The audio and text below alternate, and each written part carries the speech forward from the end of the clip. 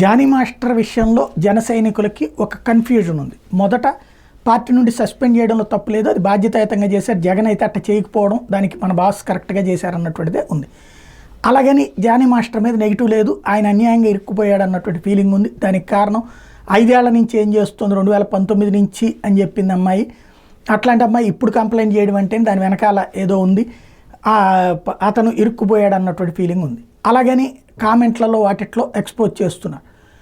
కానీ అలాగని పార్టీ పరంగానో లేకపోతే గట్టిగా మాట్లాడటానికి వెనకాడుతున్నారు. అయితే ఎప్పుడైతే నాగబాబు తాజాగా మనం చూసేవన్నీ నిజాలు కాదు, అదే సందర్భంలో వినేది చూసేది నిజము, ఇట్లా 3 వేరువేరుగా ఉంటాయన్న ఒక కొటేషను, అట్లాగే ఎప్పుడైతే నిందితుడికి శిక్ష పడినప్పుడు మాత్రం నేరస్తుడు అవుతాడన్నటువంటి కొటేషన్లు ఇవి ఎప్పుడైతే మెన్షన్ చేశారో, జానీ మాస్టర్ని మనం అంటే ఇప్పటిదాకా ద్వేషించలేదు, వాళ్ళు ఎవరు దూషించకుండా జాగ్రత్తలు తీసుకున్నారు. అదే సందర్భంలో మద్దతు ఎక్కువగా ఇవ్వకుండా అదే సాధ్యమైనంత వరకు కామెంట్లలోనూ వాటిట్లోనూ పెడుతూ వచ్చారు. ఇప్పుడు ఇంకా కొంచెం ధైర్యం వస్తుంది అనుకుంటా.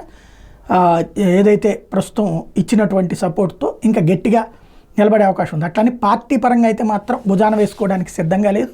మరొక వైపున పార్టీ పరంగా అట్లాగే జానీ మాస్టర్కి అనుకూలంగా పోస్టులు పెట్టడానికి కూడా అంగీకరించట్లేదు. కానీ ఇండివిజువల్గా అయితే మాత్రం జానీ మాస్టర్ మీద చాలా అభిమానం ఉంది.